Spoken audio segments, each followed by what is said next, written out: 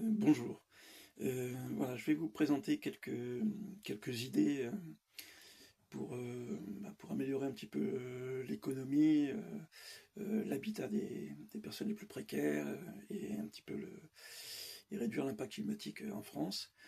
Euh, donc c'est des idées, quelques idées bon, très superficielles, hein, que j'ai pas approfondies, hein, donc qui seront peut-être pas possibles si on approfondit vraiment les choses.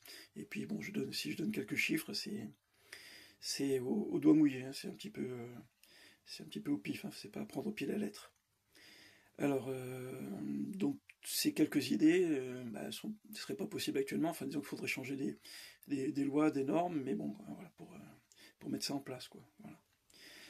Alors, la première idée, donc à la fois pour l'économie et pour avoir le moins d'impact possible pour la nature, donc l'économie française, donc ce serait de reproduire à nouveau des voitures, de l'électroménager, des machines agricoles, de l'outillage, enfin des machines d'entreprise, enfin produire un peu de tout, et à nouveau en France, et ce, dans des PME, pas les grands groupes. Parce que bon, les grands groupes, ils sont obligés maintenant ils sont obligés de délocaliser pour survivre, et donc, s'ils délocalisent, tous les salaires partent à l'extérieur, les salaires, les impôts partent à l'étranger, les dividendes partent souvent aussi à l'étranger, et quand c'est pas les sièges sociaux. Donc quand vous aidez les grands groupes, en fait l'argent se dissipe par ailleurs, quoi. Alors que des PME,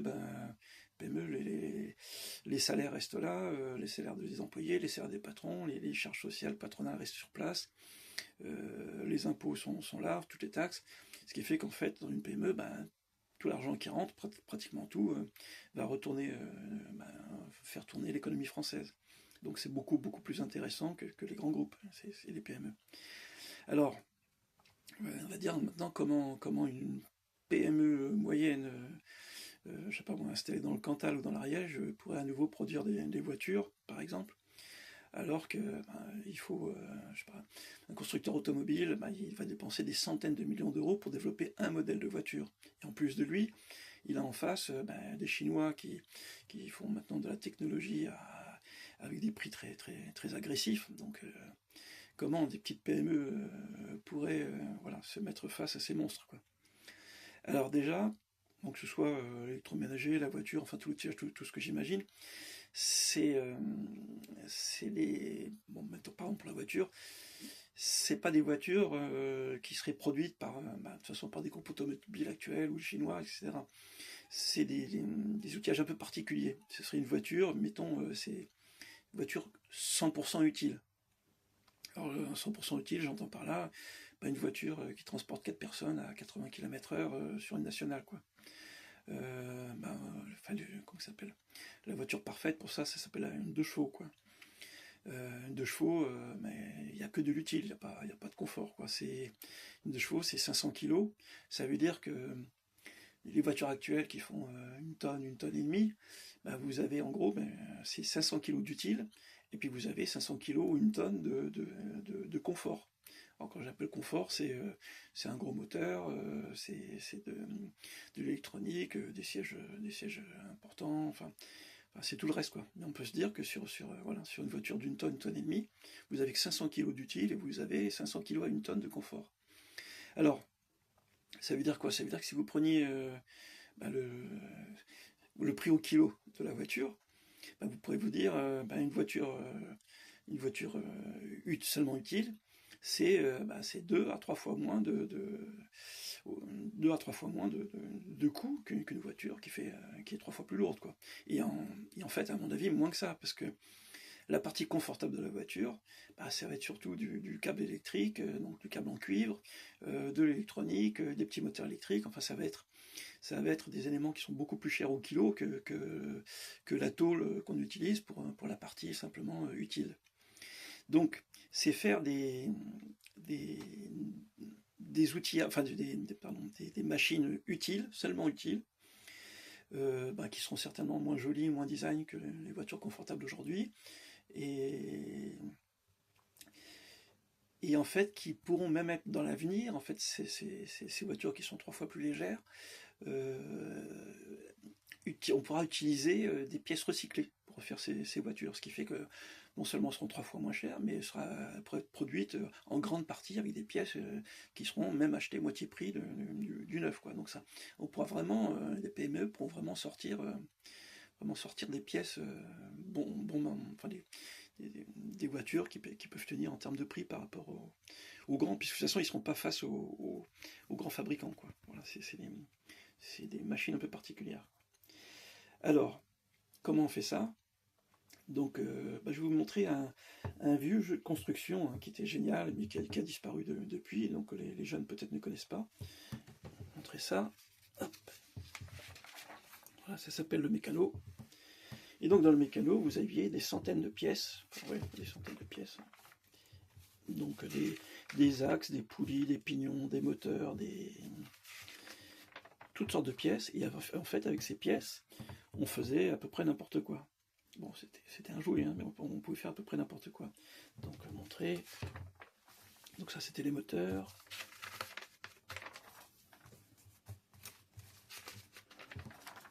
Un camion. Bon, c'est des vieux trucs, hein.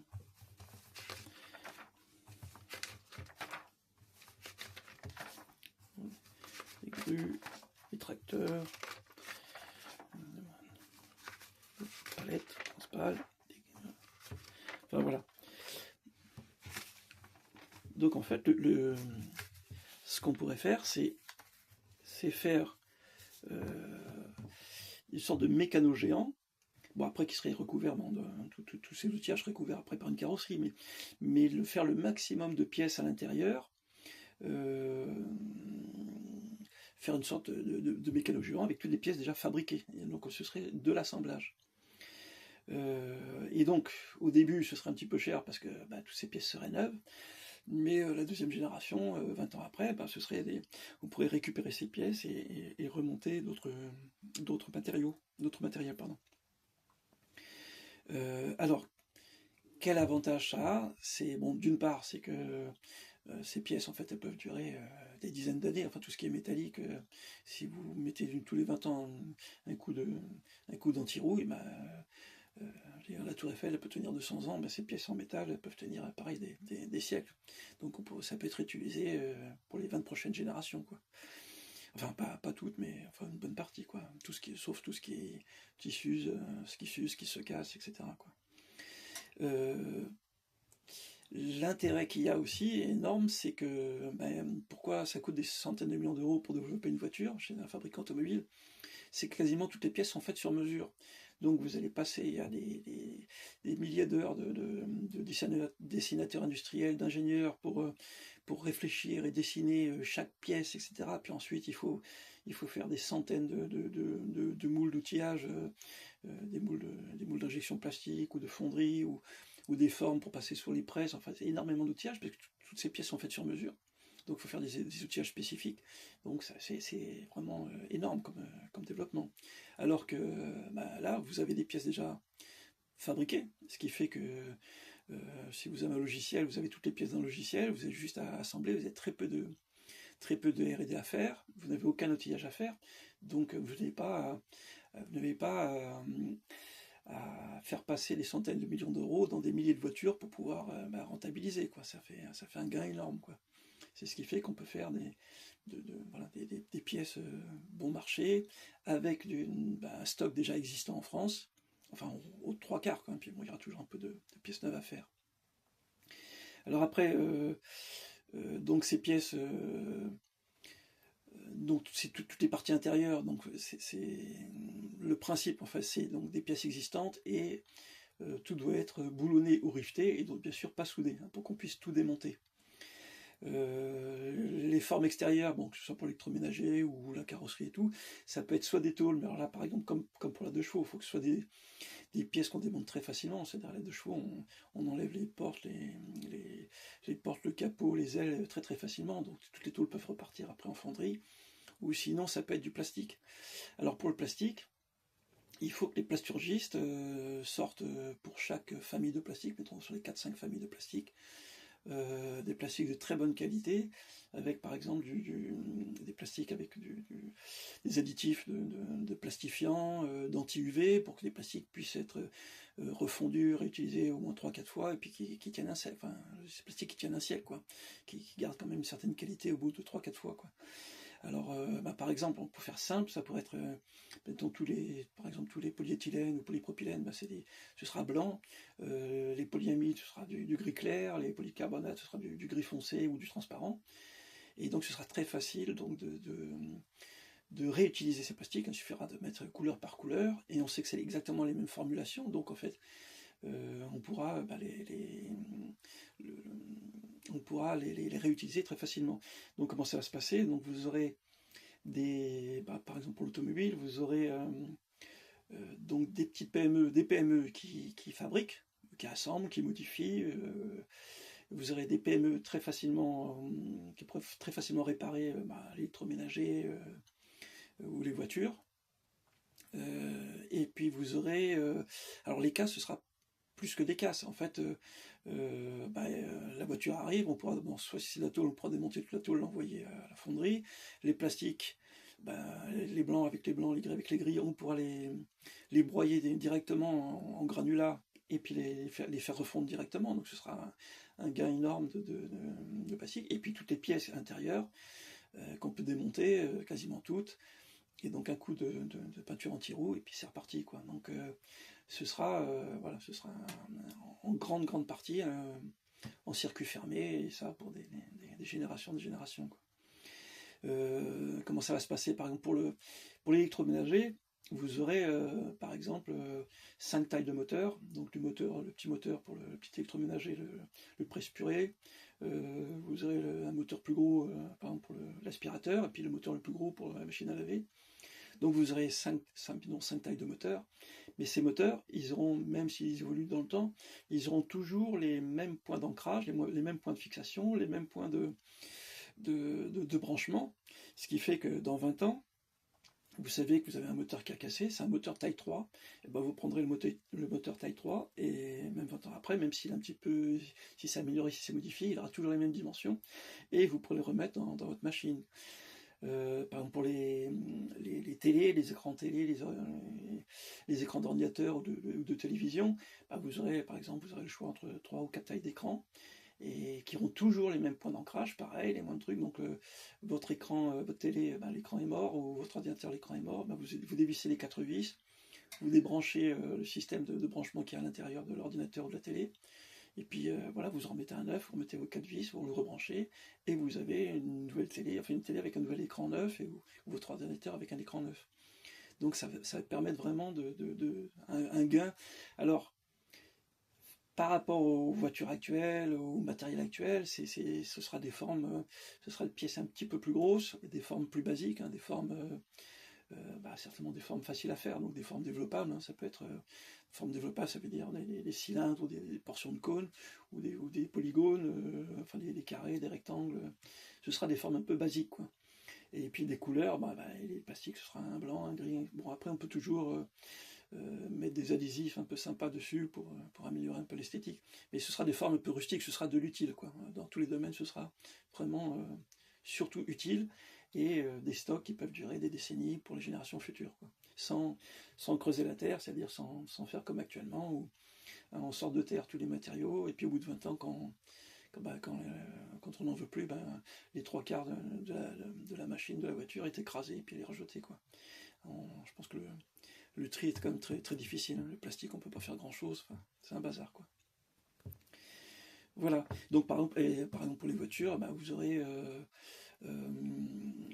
mettons, trois formes de phares. Vous aurez un phare rond, un phare carré, un phare ovale, des phares en verre, pas le carbonate, des phares qui peuvent tenir des siècles, enfin un siècle ou deux. Vous aurez des moteurs. Alors les moteurs, j'avais regardé pour faire rouler 4 personnes à 80, mettons jusqu'à une vitesse limite de 90-95 km/h, ce qui est suffisant pour le national limité à 80. Donc j'avais regardé la 2 chevaux, les différentes motorisations de 2 chevaux. Je crois qu'il y avait une 2 chevaux à partir de 62, Donc c'est des modèles qui atteignaient quand même 90-95 km/h avec des tout petits moteurs qui développaient que 18 chevaux, 15 chevaux, 18 chevaux. C'est-à-dire des moteurs 5 à 10 fois plus petits au point de vue cylindrique que les moteurs d'aujourd'hui. Donc vraiment on peut faire des choses pas chères qui consomment peu. Donc on pourra faire... donc on aura par exemple deux tailles de roues, on aura un bloc moteur qui fera 20 chevaux, le même bloc moteur qui pourra faire 30 chevaux pour les voitures qui doivent transporter plus de matériel ou un peu plus de personnes, avec toujours, pareil, les mêmes points de fixation, les mêmes points d'ancrage, les mêmes points de liaison avec, tous les autres, toutes les autres pièces de la voiture. On pourra faire pareil, un moteur électrique de 20-30 chevaux, si la voiture ne passe pas à une vitesse limite de 90 km/h, elle ne va pas consommer beaucoup d'électricité, donc ce sera des petites batteries. Voilà, donc toutes ces pièces-là, donc ce sera facile de les réparer, de les transformer, de les changer. Voilà, donc on peut refaire à nouveau, on pourrait faire à nouveau pour ce type, je veux dire, ce type 100% utile. Hein, ce ne sera pas les voitures de confort d'aujourd'hui ou le matériel design d'aujourd'hui. Et en espérant que, voilà, qu'à la limite, les générations futures achètent de plus en plus de l'utile et de moins en moins du design. Pour nous, c'est un petit peu compliqué, on est tellement habitués. Mais voilà, ça peut être une idée pour les générations futures, quoi. De remettre un peu d'économie dans la société sans polluer la planète, quoi. Voilà. Alors maintenant, c'est une autre idée. Alors l'autre idée, c'est comment faire pour que tout le monde puisse être logé confortablement, même des personnes qui ont à faible revenu, quoi, en France, quoi. Alors pareil, hein, c'est un truc qui n'existe pas encore, il faudrait changer les lois. Et alors l'idée, ce serait une loi, je dirais, un droit de propriété minimal pour tout Français. Alors, droit de propriété minimal, ce serait d'avoir... tout Français aurait droit à 500 mètres carrés, mettons, à 10 € le mètre carré, et avec obligation de construire une maison dessus. Alors une maison à énergie, une maison passive, hein, c'est-à-dire une maison qui n'a pas besoin d'être chauffée l'hiver ni de climatiser l'été, donc une maison très très bien isolée, de maximum 60 mètres carrés. 60 mètres carrés plus une grande terrasse et peut-être une mezzanine à l'intérieur, ça suffit pour, je pense, les 3/4 des gens. Il n'y a pas besoin de faire beaucoup plus.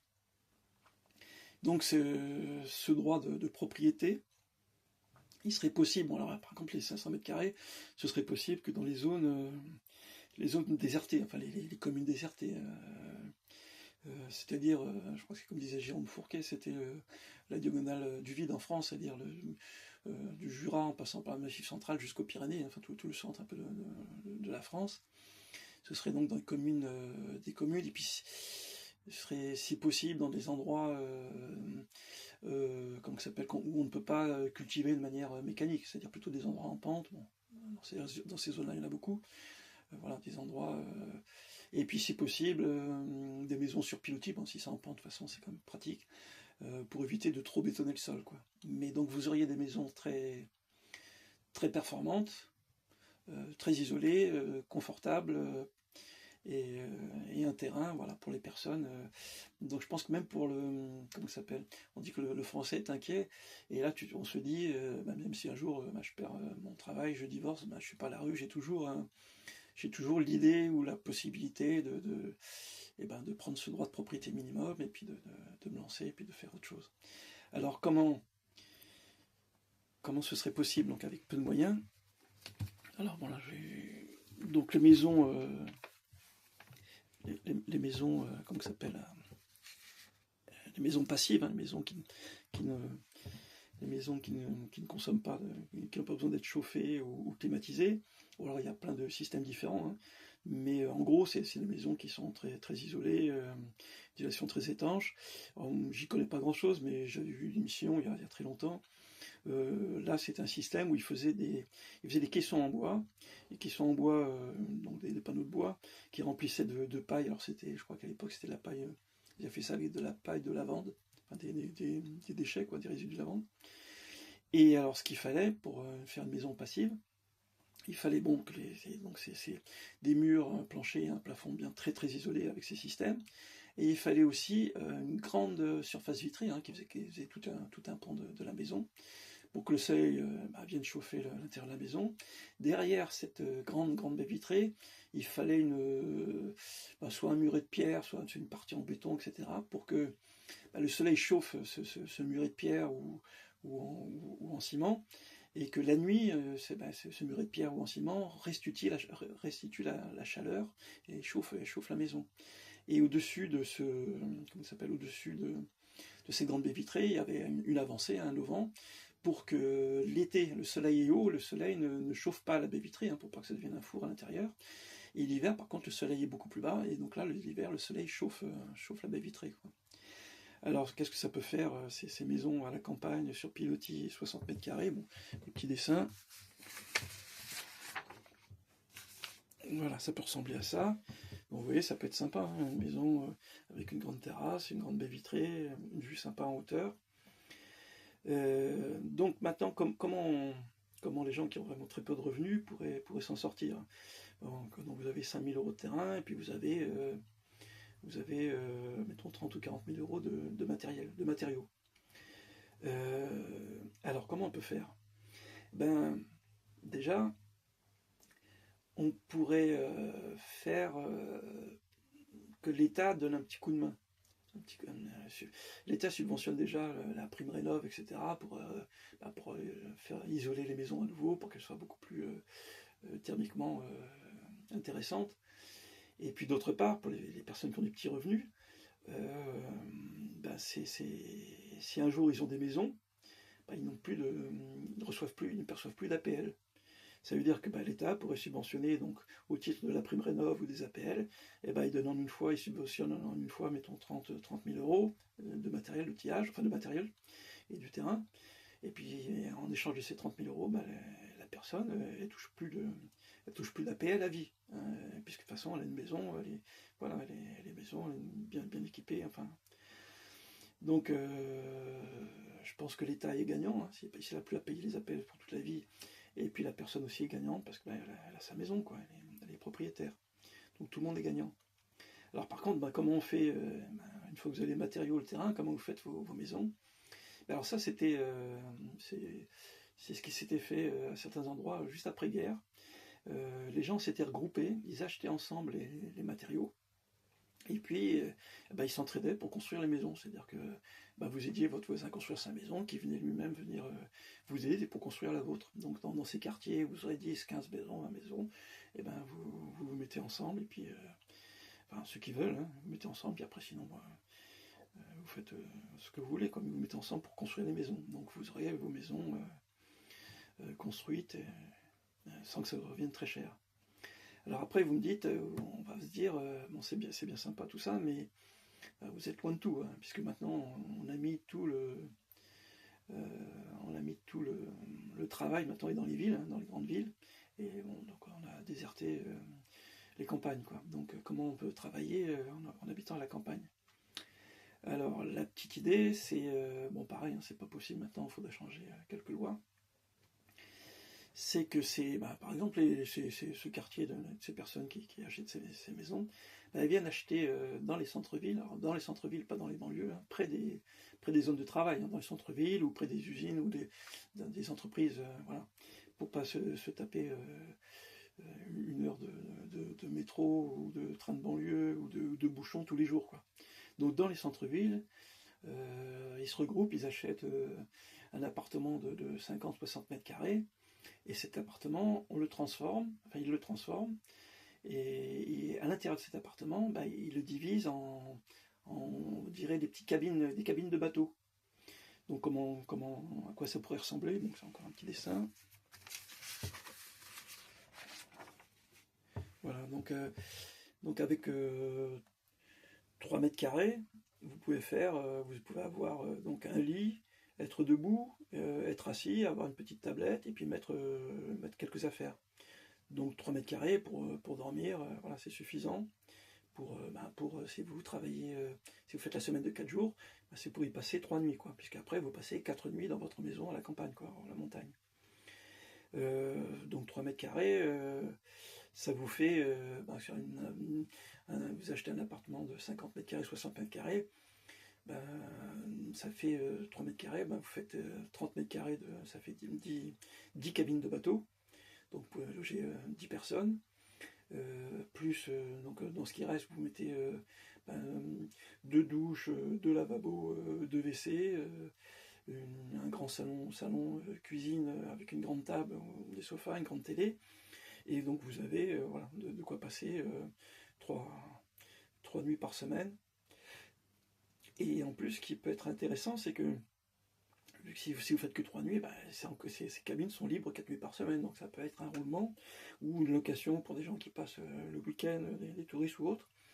Alors si vous louez toutes ces maisons, ces cabines, pour tout le monde, même ceux qui travaillent, mettons 10 euros, 15 euros, 10 euros la nuit, ou 15 euros la nuit, voilà, multiplié par 10, voilà, ça vous fait 100-150 euros qui tournent tous les jours, quoi. Donc c'est ça.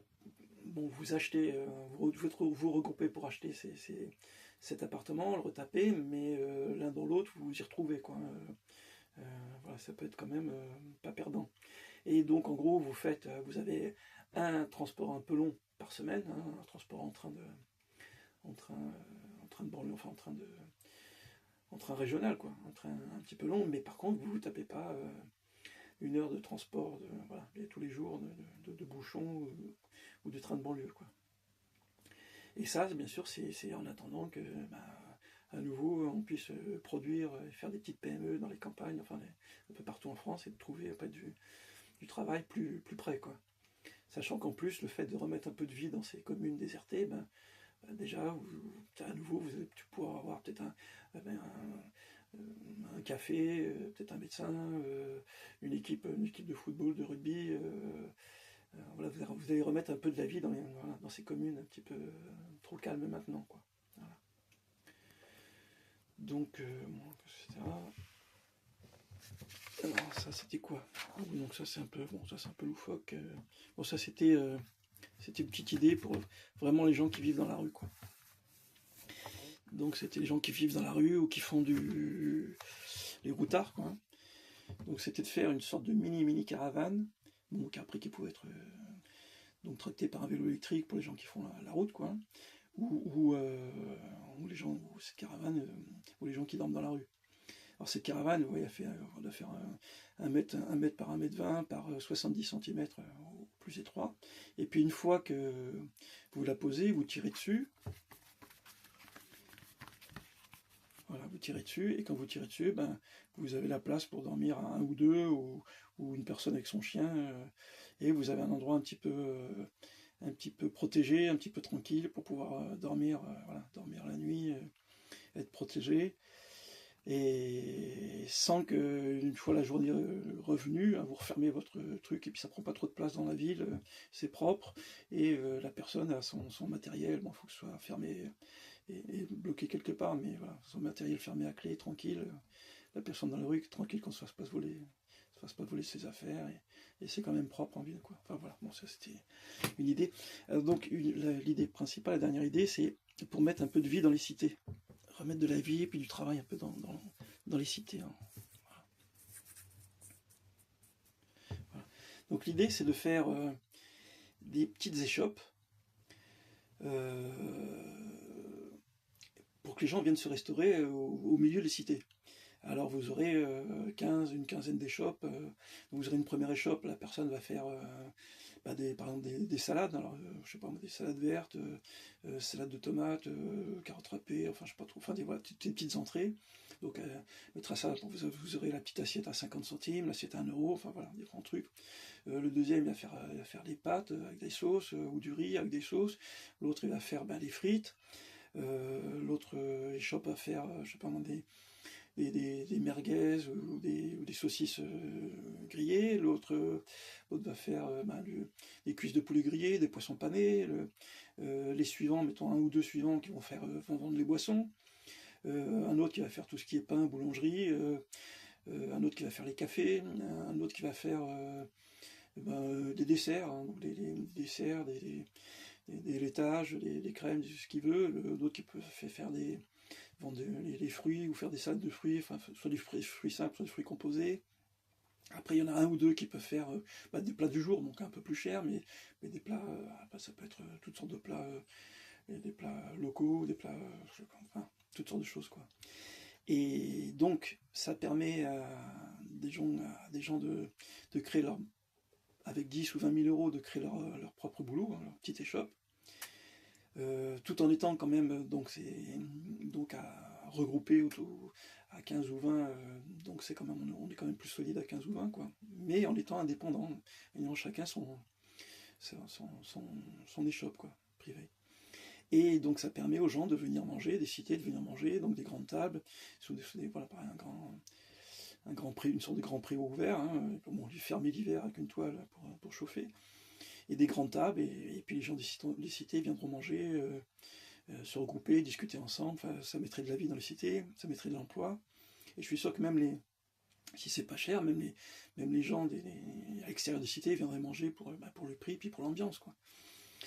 Le soir, on peut pousser les tables, faire des soirées, des choses comme ça. Et alors donc, faut compter, je crois que dans les cantines, il faut compter à peu près 5 euros pour le coût de revient d'un repas. Bon, là, avec une 50% de marge, il faudrait faire des repas qui sortent à 7-8 euros, quoi. Et bon, sachant qu'après, vous prenez ce que vous voulez. Et alors, l'autre avantage aussi, c'est que si vous avez une centaine de personnes qui viennent manger tous les jours, ça veut dire qu'il y a 100 gazinières en moins qui sont allumées, il y a 100 paquets alimentaires qui n'ont pas été jetés, bon, ça peut être pas mal. Et en plus, même ces G-Shop, le matin, ils peuvent vendre en vrac des pâtes, du riz, des fruits, enfin tout ce que vous voulez. C'est-à-dire que vous pouvez venir le matin chercher, si vous ne voulez pas manger, vous pouvez venir acheter quelques produits, quoi. Donc voilà, ça remettrait de la vie dans les cités, de l'emploi et une bonne ambiance, quoi. Les gens se regrouperaient. Donc voilà, on pourrait faire des soirées le soir. Ce sera assez sympa. Voilà. Bon, c'est tout. Voilà, à bientôt.